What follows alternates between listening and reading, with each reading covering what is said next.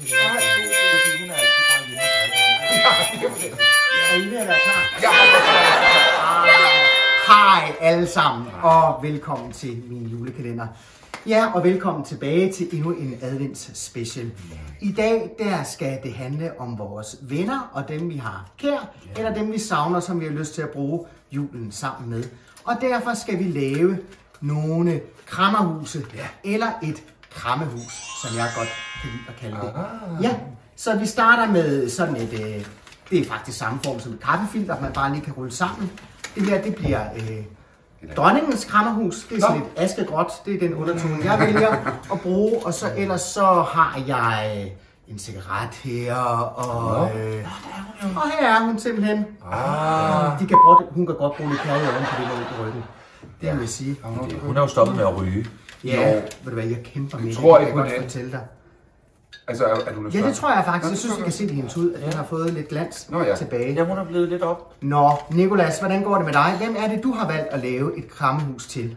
Jamen altså, lige nu går det rigtig dårligt, fordi jeg har fundet ud af, at denne fibre ikke på den måde kan sidde fast på det her. Du kan måske bruge sådan en superlim. Jamen, så er jeg bange for, at mine fingre bliver så fast. Men jeg har lyst til at lave et disco-agtigt krammehus, fordi der er stjerner, og så har jeg fået det der sølvtråd. Ja. Så det prøver jeg lige at få på, ikke? Jeg har givet Birte Kjær en julesvætter på. Nej, hvor er den Den er lidt stor, hva'? Tag med ud og fisk. Ja, tag du med ud og fisk. Nå, men hvordan har I det med julen? Skal vi have gang i lattermusklerne? Ja, der er ikke noget at grine af. Nå, tager I en lille vidunderlig jokestemme, og så kan I lige følge med derhjemme, ikke? Så forbereder vi os. Ingen gider veninde med den brune aura. Nej. Hvad er ligheden mellem at gå til eksamen og gå til julefrokost? Det ved jeg ikke. Man ved, man får sex. Man ved bare ikke, hvad man skal op i. Nej, det var lige på grænsen, synes jeg. Hvad sagde den ene juleklokke til den anden? Hvis du savner mig, kan du så ikke bare ringe? Men igen. Ja, det skal lige... Ja, det skal måske jeg får det lidt tunge.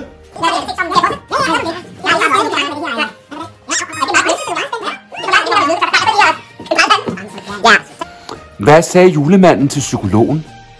Det ved jeg ikke. Jeg tror ikke længere på mig selv. Det er jo et folkesygdom efterhånden.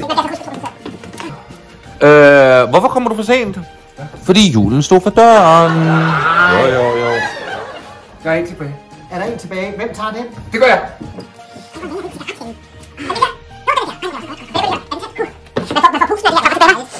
Hvorfor har julemanden ikke selv børn?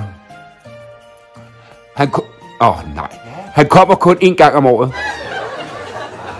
Hvad? Men man kan da godt få børn, hvis man kommer ind. Det forstår jeg. Ja, nej.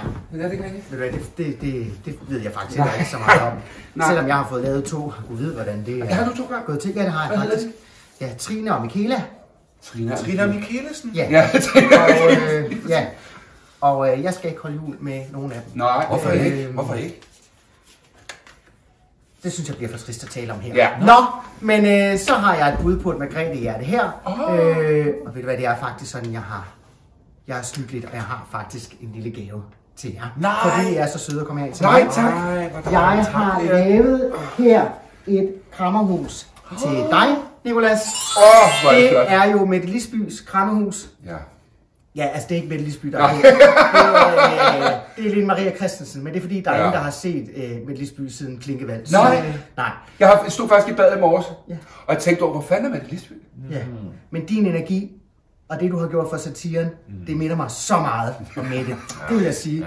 Så har jeg her til dig, Mathias. Her, du får selvfølgelig Lise Nørgaard, krammehuset.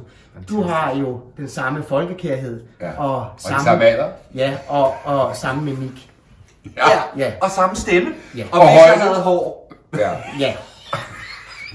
Nå, men jeg håber, det har givet jer en lille smule inspiration hjemme. Og så er det vist alt, hvad vi når for i dag. Tusind tak, fordi I vil komme. God jul. Hej hej. God jul.